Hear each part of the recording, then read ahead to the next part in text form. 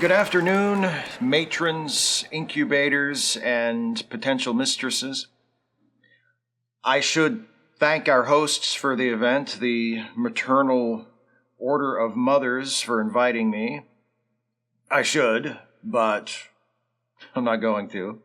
I'd rather not be here. I'm not even being paid.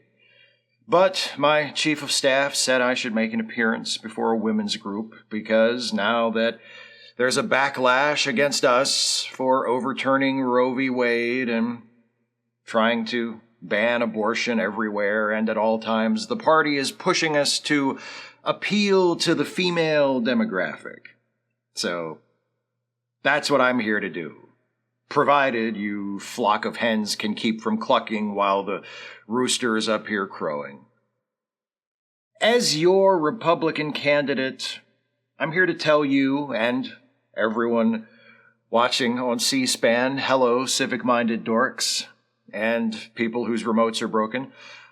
I'm here to tell you about the Republican Party's pro-women agenda, whatever that is. We say we're the party for women. We say we're the party that respects women. I know why we say it, because men living 100 years ago suffered a bout of temporary insanity and wrote a woman's right to vote into the Constitution. So now, if we want to win elections, we have to appeal to women, even though I have no idea what the appeal of the Republican Party to women could possibly be. We're the party that respects women. What does that even mean? Respects women as what? As individuals? As equals to men? I don't. No man in the Republican Party I know of does.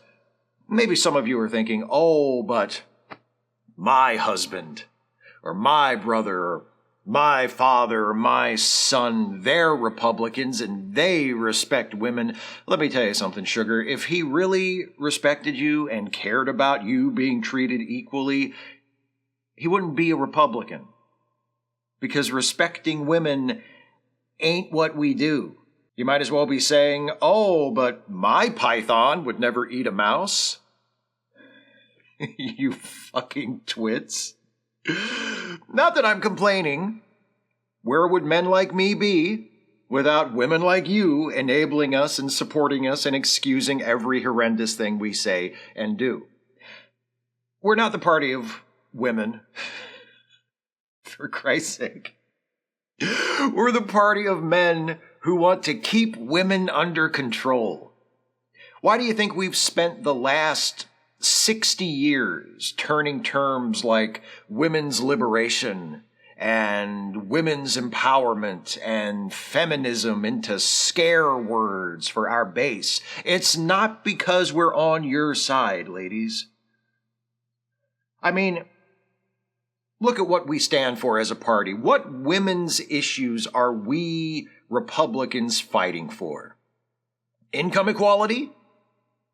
The fact that American women, on average, only make 80 cents for every dollar a man makes? You think we give a shit about that? Hell, thanks to decades of propaganda dedicated to convincing people that the gender pay gap doesn't exist, even though it's a statistical fact, most of you women in this room right now don't give a shit about it. If you did, you wouldn't be here. Or at least you wouldn't be listening so politely. What else? Reproductive rights? If we had our way, none of you would have health coverage for anything, including reproductive care, but that goes for everyone, not just women. We're committed to the equal opportunity principle when it comes to depriving people of opportunities. No, we're not going to fight for your reproductive rights. We've made fighting against them one of the cornerstones of our agenda. We fought birth control. We're still fighting it. We'll outlaw it the first chance we get because fuck you.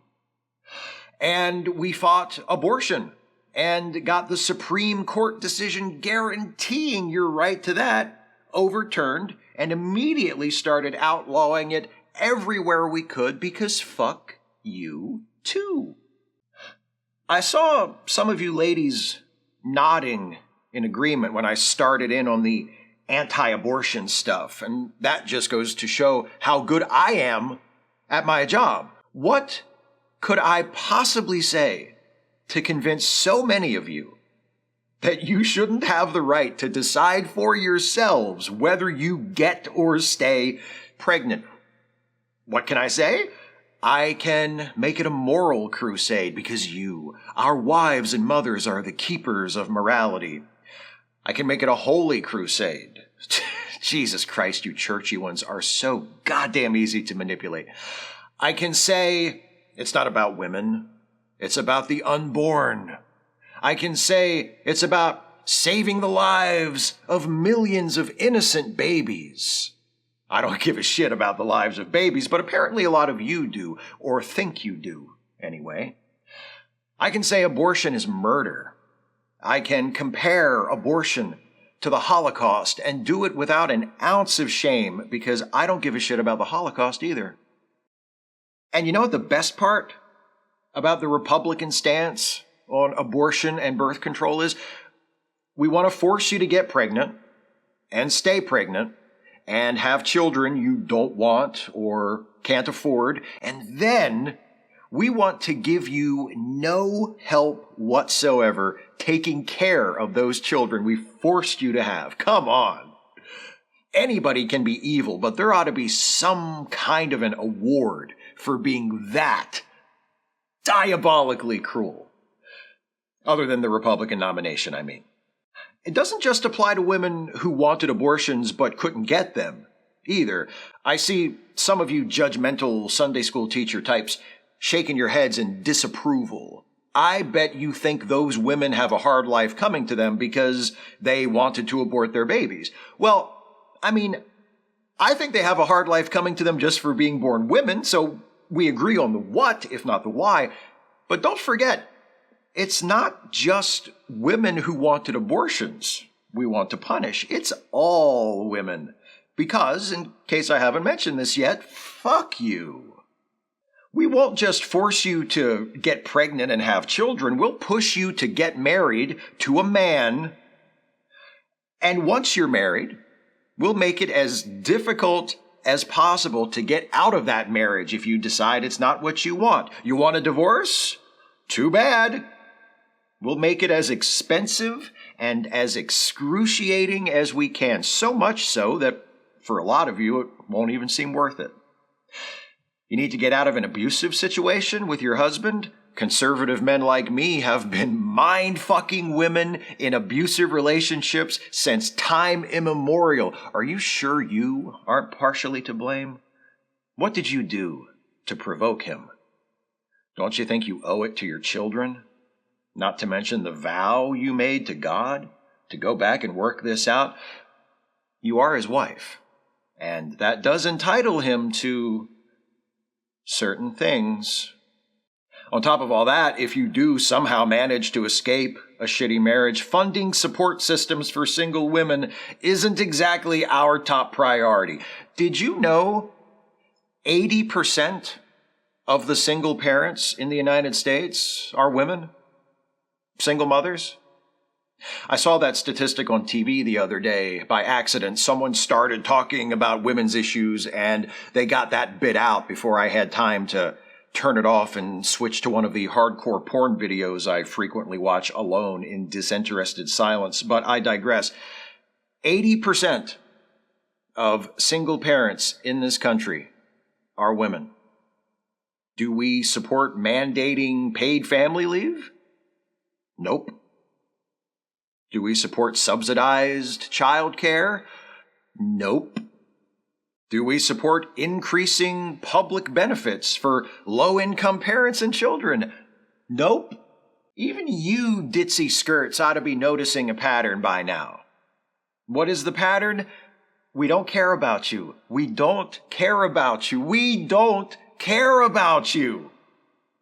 Sometimes, as your Republican candidate, I pretend to care about you and your interests and your opinions and your needs, but when I do that, it's for the same reason all the men in your personal lives do it, to keep you compliant and fucking quiet. That's not entirely true, though. When I pretend to care about you, it is occasionally for another reason. Acting like I give a shit about your issues can be very useful when I want to attack another group and use you for cover while I do it and get you on my side at the same time. For example, do you really think any of us give a shit about women's and girls' sports? Seriously? Obviously not. But acting like I do gives me a legitimate sounding reason to hide behind when I bully and harass and persecute trans people. I can say things like, this isn't about hurting trans people. It's about guaranteeing the fairness of women's sports and protecting the safety and sanctity of women's only spaces. And it took a lot of practice, but I can now say that with a straight face and pretty much sound like I mean it. Even though I couldn't spit out a bigger load of horseshit if I tried. Who gives a fuck about the fairness of women's sports? Not me. And does anyone believe that I've ever wasted a single moment of my life genuinely worrying about women's safety? Or the sanctity of women's spaces? Whatever the hell that even means? It's about hurting trans people. Of course it's about hurting trans people. Because a bunch of you sadistic reactionary shrews hate trans people just as much as I do. A lot of you hate a lot of people just as much as I do. That's why you're here. That's why you carry our banners and spread our message and donate to us and vote for us. That is why, isn't it? I think that must be it. What other explanation could there be for the existence of something as oxymoronic as Republican women? We do nothing for you. We disrespect you, demean you, deny you basic human rights we men wouldn't tolerate being denied for a second. We silence you and sideline you, except for a token here and there, a few members of Congress and state legislatures, an occasional governor, a presidential candidate every now and then. Why would any of you be here if not purely out of hatred and spite? Fear? Fear of us?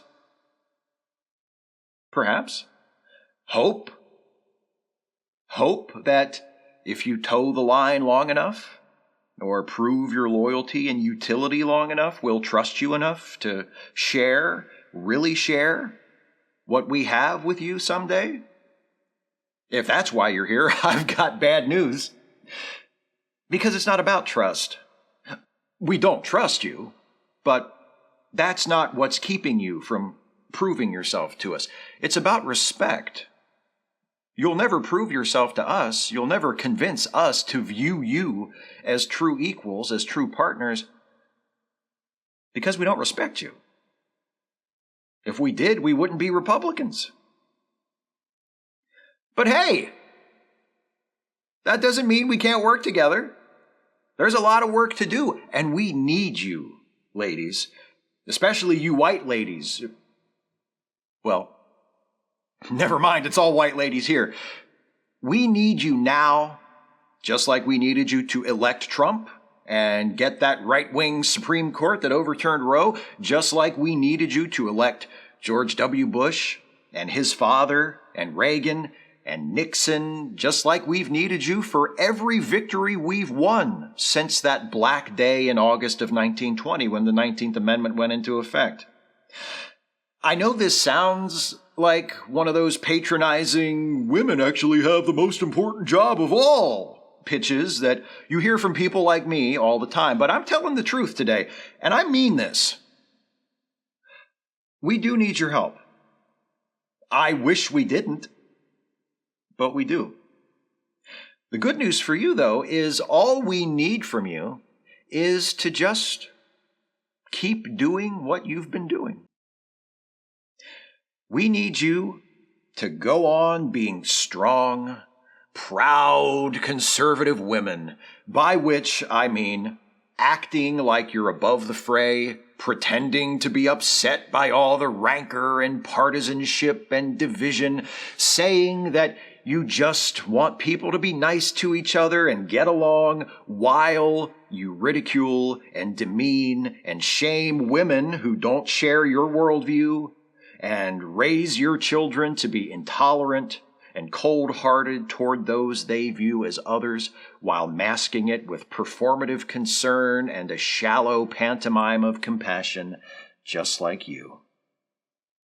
Most importantly, we need you to keep up that false front of pious morality and the pained, worried, "Oh, why can't we just agree to disagree and get along with one another" act, while you continue to vote for us. We don't care about you. We offer you nothing but empty promises, when we even bother to make them. We tolerate your participation only as much as we absolutely have to in order to get what we want, but we humor you up to a point. We feed your vain delusions that you are good and kind and decent. We hurt who you want us to hurt. We hate who you hate, including yourselves. That's what makes people like you and the Republican Party such a perfect marriage. That's all I have to say. Go home, know your place, and keep your fucking mouths shut. I despise you. Vote for me.